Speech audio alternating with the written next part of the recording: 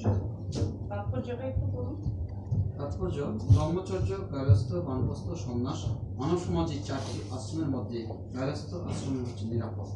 ইন্দ্রিয়গুলিকে দেহরূপ দুর্গের আক্রমণকারী দস্যু বলে মনে করা হয়েছে। পত্নী হচ্ছেন সেই দুর্গের সেনাপতি, এবং তাই যখন ইন্দ্রিয়গুলির দ্বারা দেহ আক্রান্ত হয়, পত্নী সেই আক্রমণ থেকে দেহ রক্ষা করে।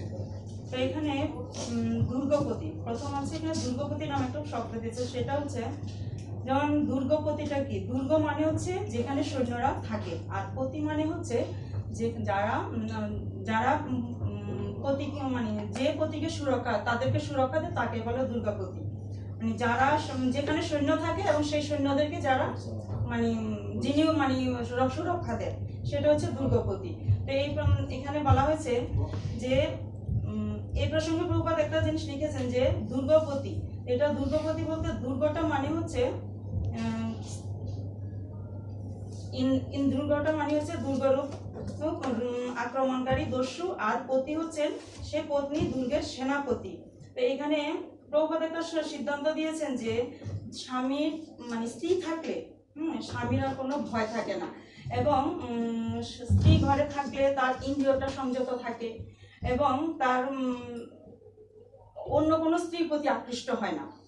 আর একটা হচ্ছে সে স্বামী সুরক্ষা থাকে, তো সুরক্ষিত থাকেন সেখানে। যেহেতু আমরা কামের দ্বারে প্রীত হই, যেহেতু আমরা কামের আক্রমণের শিকার হচ্ছি, তাই আমাদের সদ্গুরুর শরণাগত হওয়া উচিত, এবং সদ্গুরুর নির্দেশে অনুসারে শাস্ত্রের বিধিবিধান ঠিকমতো পালন করা উচিত। এখানে প্রভুপাদ বুঝিয়েছেন। তারপরে প্রভুপাদ তাৎপর্য আরেকটা জিনিস লিখেছেন যে সুদক্ষ গুরুর দ্বার না হচ্ছে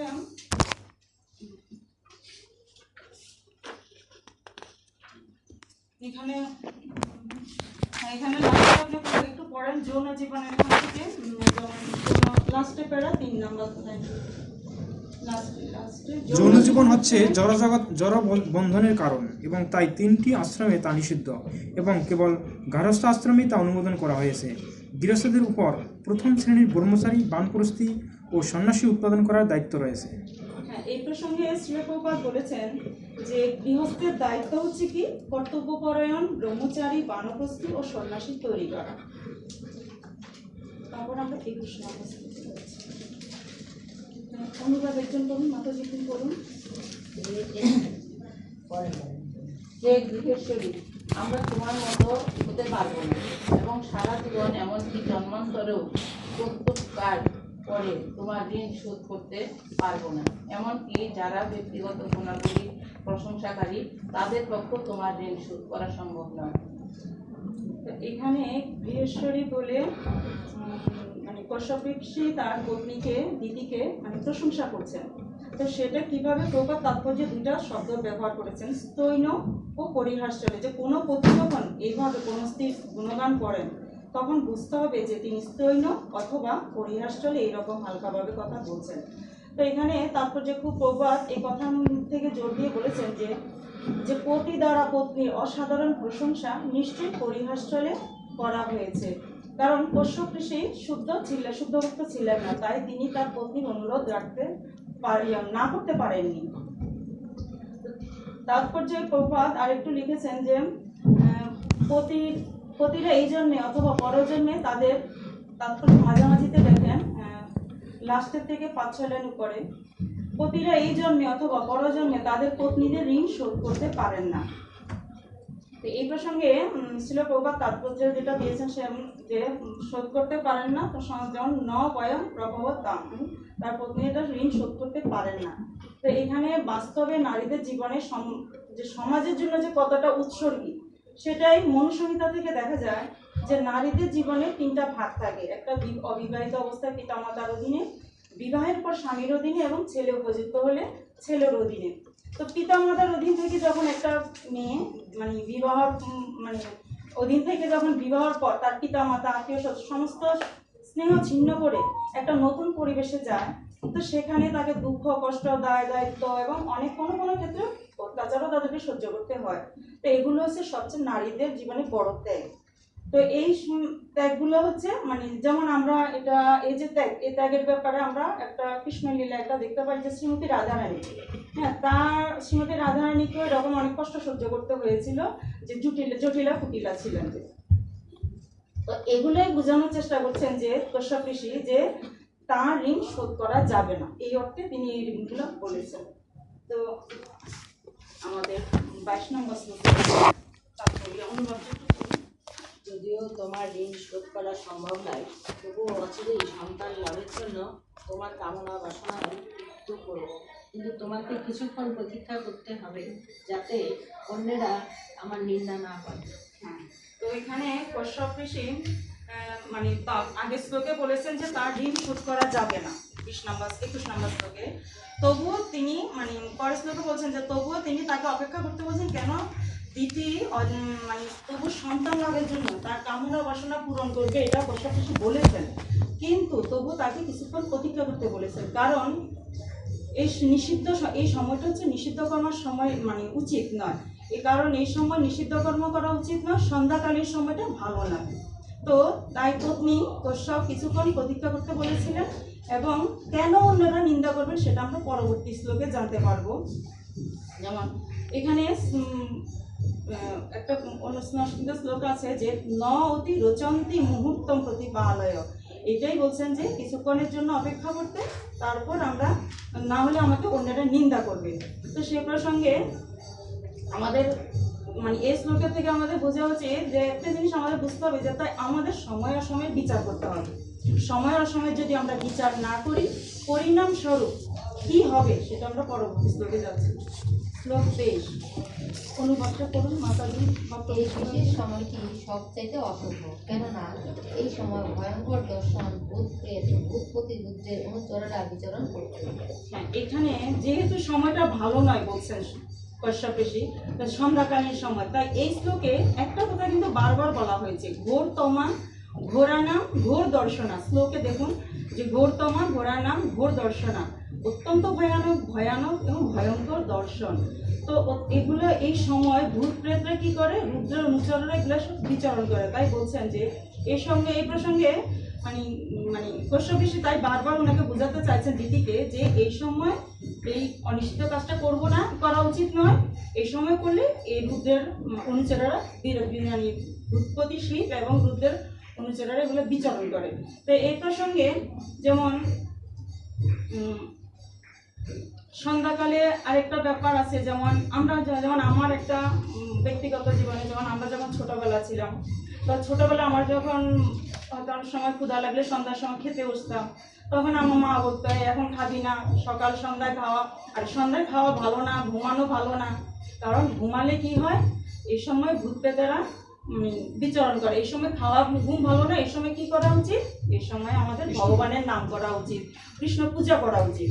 তো এই প্রসঙ্গে যদি আপনাদের কোনো অভিজ্ঞতা থাকে কৃপা করে শেয়ার করতে পারেন, যে মানে সন্ধ্যার সময় আমরা ভগবানের নাম করব যে করি, যেমন আমি যেটা বলতাম মাকে খেতে বলতাম, তো মা আমাকে খেতে দিত না, বলতো যে না এই সময় খাওয়া যাবে না, এই সময় খাওয়া ঠিক নয়, এই সময় খেলে খারাপ, এই সময়টা খারাপ, যেহেতু এই সময় আমাদের ভগবানের সেবা করতে হবে। আমার মা এটা সবসময় আমাকে বলতো, তখন তো অত বুঝিনি, তো এখন সেটা বুঝতে পারছি যে এটা আসলে কেন বলতো। তো আপনাদের কি কোনো এরকম ছোটবেলায় এরকম কোনো অভিজ্ঞতা বা সন্ধ্যাকালীন খাওয়া বা এরকম কোনো অভিজ্ঞতা যদি থাকে বলতে পারেন?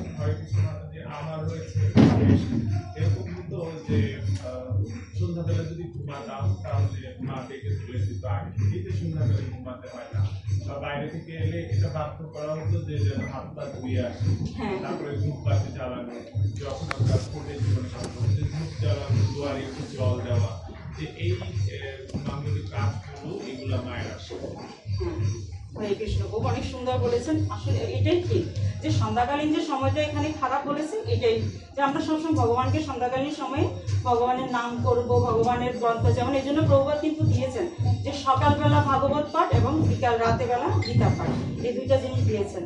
তো এই প্রসঙ্গে আমাদের মাতাজিরা কেউ কি বলতেছেন? হ্যাঁ, কৃষ্ণ মাতাজি বলতেন।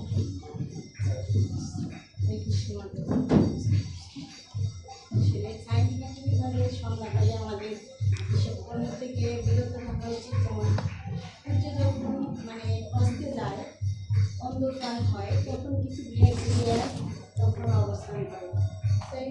আমরা সন্ধ্যাকালে আলোর মধ্যে মানে থাকা উচিত। আর এই সময় ভগবান আমাদের বিচরণ করে, আমরা যেটা সন্ধ্যার সময় ঘরের সামনে জল ছিটে দিই, যেটা ভগবান নৃসিংহদেব বদলি লগ্নে অবস্থান করেন। আচ্ছা ঠিক আছে মাতাজি, হরে কৃষ্ণ। সময় সংক্ষিপ্ত জন, তার জন্য বেশি নিতে পারলাম না।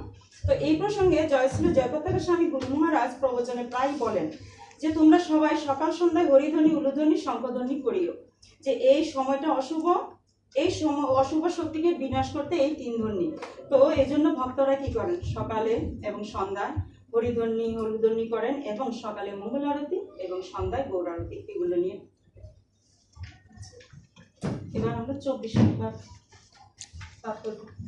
ওইখানে আরেকটু যে লাস্টে, যেমন এখানে বলছেন যে লাস্টে 23 নম্বর শ্লোকের তাৎপর্যে লাস্টের লাইন যে সময়ের কথা বিবেচনা না করলে তার পরিণামস্বরূপ কি ভূপতি রুদ্রসহ বিচরণকারী ভূতপতি ও প্রেতাত্মাদের কাছ থেকে দণ্ডভোগ করতে হবে। এটা হচ্ছে যারা শুভ অশুভ সময়ের বিচার করে না, পরিণামস্বরূপ তখন ভূপতি রুদ্রসহ বিচরণকারী ভূত প্রেতাত্মাদের কাছ থেকে দণ্ডভোগ করতে হয়। তারপরে হচ্ছে 24 নম্বর অনুবাদ। সাধ্বী ভূপতি শিব এই সন্ধ্যাকালে ভূতগণ পরিবেষ্টিত হয়ে তার বাহন বিষয়ের পিঠে চড়ে দমন করে। তো এখানে তাৎপর্য আছে যে শিব বা রুদ্র হচ্ছেন ভূতদের পতি।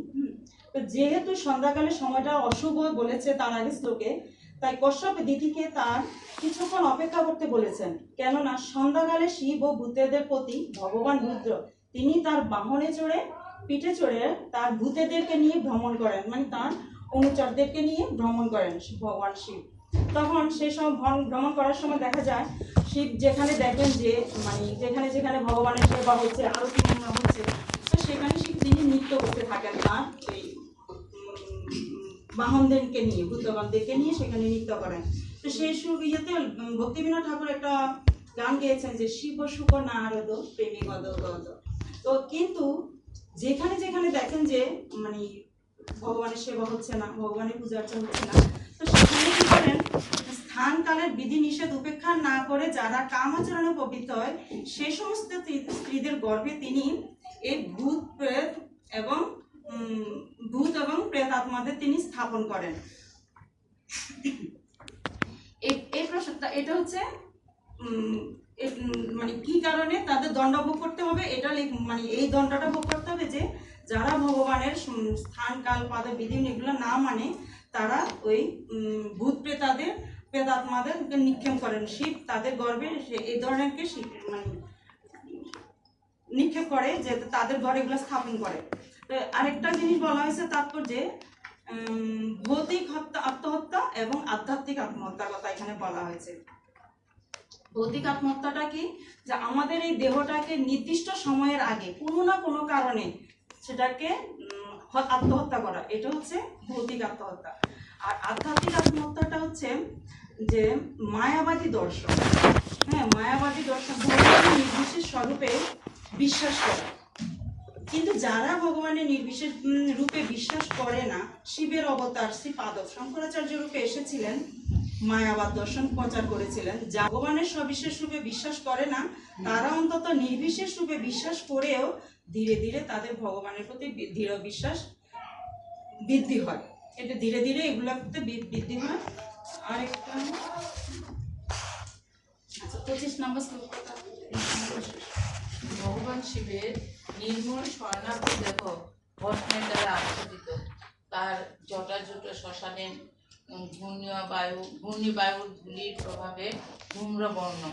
তিনি তোমার দেব এবং তিনি তার ত্রিনয়নের দ্বারা সবকিছু দর্শন করছেন। এখানে যে কশ্যপ মুনি শিবের মহিমা কীর্তন করতেছিলেন। প্রথম হচ্ছে কশ্যপ ঋষি শিবের মহিমা কীর্তন করছেন। কি শিবের সেটা? শিব হচ্ছেন বৈষ্ণব, সর্বৈষ্ণবানাম ব্রহ্মা শম্ভু। তো শিবের স্থান ব্রহ্মার চেয়েও ঊর্ধ্বে। তো এক্ষেত্রে শিব হচ্ছেন জগতের পতি। হ্যাঁ, কিন্তু তারপরেও তিনি শ্মশানে থাকেন। তিনি কোনো এখানে বলা আছে তাৎপর্য যে তিনি শ্মশানে থাকেন, তিনি জড় জগতের কোনো সম্পদ তার নেই, তিনি তারপরেও সমগ্র জগতের পতি। তিনি আড়ম্বর সহকারে কোনো গৃহে থাকেন না, এগুলো বলা হয়েছে শিবের মহিমা হিসাবে। তো আরেকটা হচ্ছে হলো এখানে শিবের মানে 3টা চক্ষুর কথা এখানে বলা হয়েছে, যে তিনি ত্রিকালজ্ঞ, তার একটি চোখ সূর্যের মতো, একটি চোখ চন্দ্রের মতো এবং অন্যটি দুযুগলের মধ্যে অবস্থিত, তৃতীয় চোখটি হচ্ছে অগ্নির মতো। তো এখানে এটাতে বোঝানো হয়েছে যে যেমন ভগবান যেমন মানে সব কিছু দেখতে পান, ঠিক সেরকম সব কিছু দেখতে পান। তো এই জন্য মানে কশ্যপ ঋষি তাকে দিদিকে বোঝানোর চেষ্টা করছেন যে ভগবান শিব সব কিছু দেখতে পাচ্ছেন, যে এখানে যদি আমরা যদি সমাচরণে পবিত্র হই তাহলে উনি সব দেখতে পাবেন, এটাই বোঝানো হয়েছে এই কথা। আর আরেকটা জিনিস বলছেন যে